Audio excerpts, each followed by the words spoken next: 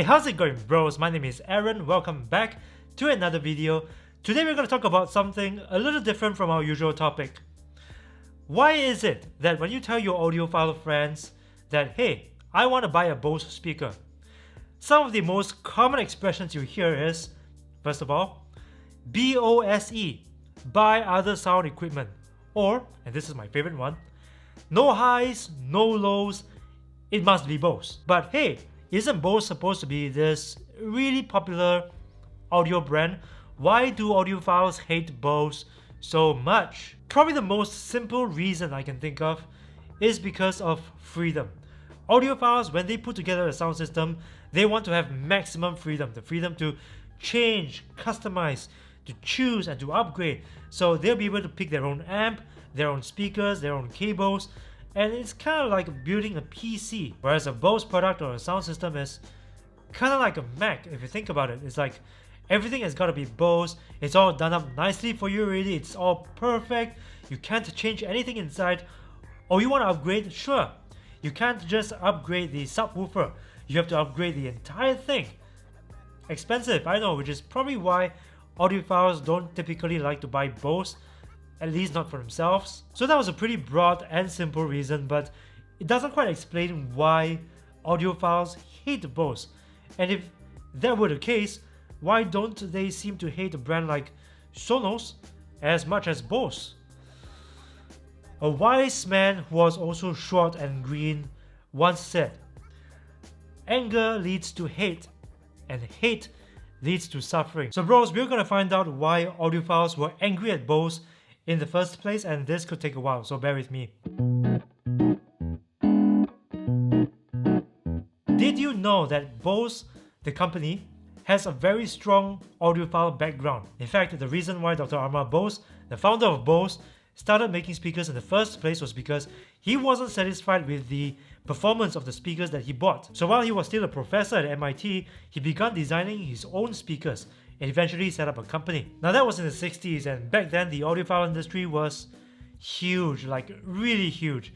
I mean, it was so huge that you could close your eyes and throw a rock and it would hit an audiophile, you know, that big. So it was during this time that Dr. Bose decided to try and appeal to the audiophiles by showing them a speaker that they probably wouldn't have seen in their entire life. You see, one of the areas that Dr. Bose specialized in is in psychoacoustics, the scientific study of how human beings perceive sound. And his new speaker, called the 2201, was designed to recreate the experience of a concert hall by using a series of speakers angled to reflect and direct sound at the listener. And the reviews were kind of mixed.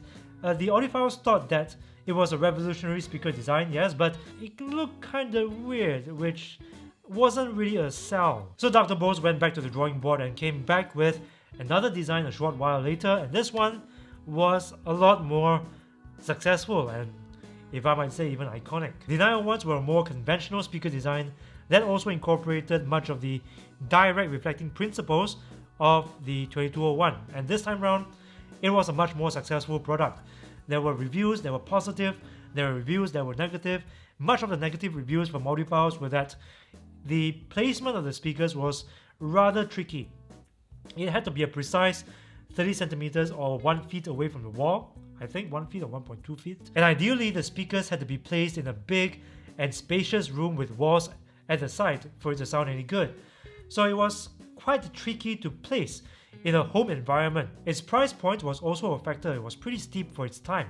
But despite all that, it was a product that can be sold, and audiophiles bought the speakers. So at this point in time, things were still kind of rosy between audiophiles and Bose continued to make speakers for them, but it was only in the 80s that things began to fray. In the 1980s, Bose released the very first Acoustimass systems. Now, the Acoustimass systems comprised of satellite speakers and a bass module, or a subwoofer. These were some of the first satellite speaker systems for home consumers, and the way Bose marketed this product was quite shrewd.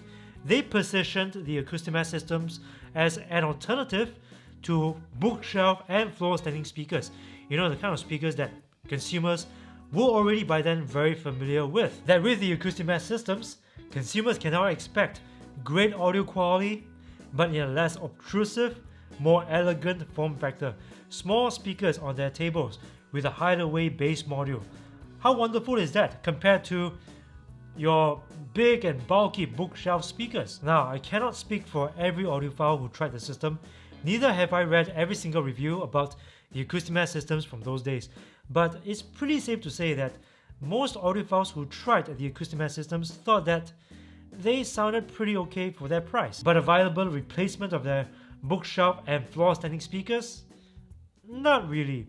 You see, they didn't quite like, first of all, the build quality of the Acoustimass systems. For example, the chassis of the bass module is built of this very cheap chipboard material, so it both felt and looked cheap. The drivers were made of treated paper, which, yes, has its own positive acoustic properties, but felt like a downgrade for people who already are used to more sophisticated driver designs. As for sound quality, audiophiles were often not very convinced that the Acoustimass system sounded just as good or better than the ones that they have, the bookshelf and floor standing speakers. So it was probably at this point in time when audiophiles were starting to kind of feel that Bose is pandering to the mass consumer base, to people who wouldn't know the difference in a blind test between speaker from brand A, B and C. So that was strike 1. Strike 2 came when Bose released the lifestyle music systems in the 1990s. Wow, that one really set audiophiles off, because this time it was a complete music system in a box. And of course, Bose did the same spiel, unbelievable performance in a small tiny speaker package, unobtrusive, elegant, and this time round, fast free. You don't have to search around for your own amp, you don't have to search around for your own music source, everything is in the box. And guess what? We're gonna charge you premium price for that level of elegance, simplicity and performance. Doesn't that sound familiar? So now audiophiles be like, not only have they gone mass consumer, they are profiting off consumer ignorance, because I can definitely put together a system that costs less and sounds better than the Bose. So that was strike 2. Strike 3 came when Bose became wildly successful with these products. And now audiophiles be like, hey dude, you buying Bose? Don't! I can get you a better system at a much lower price point, don't buy. So you can sort of see where all this animosity is coming from, right? From audiophiles. They feel that Bose is overcharging people for subpar products. And the fact that they're so successful at it just kind of rubs it in their faces, isn't it? But I kind of see things a different way. I feel that Bose was just simply being smart, playing to consumer demand, because consumers, whether we like it or not, they're always looking for something which is less of an obstruction to their lives. And the vast majority of consumers probably prefer simplicity over the ability to customize and change anything anyways. And we saw the very same thing happen again and again. The iMac versus PC, iPhone versus Android smartphones.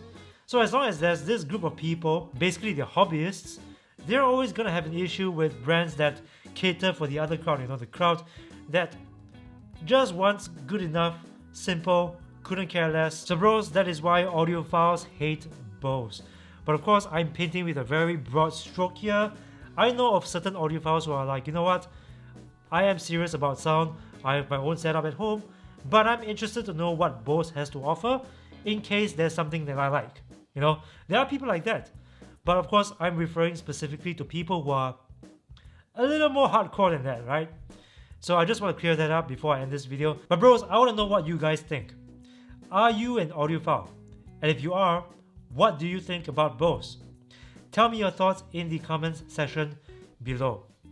Thank you guys for watching. My name is Aaron. You're watching Aaron's Audiophiles. If you like this video, please punch that like button with a vengeance and share this video with your friends. Subscribe to this channel if you haven't already, and remember to ring the bell to join my notification squad, because I upload videos every single week, and this is the only way that YouTube will notify you. So ring the bell. Thank you guys again for watching, and I'll see you in the next one.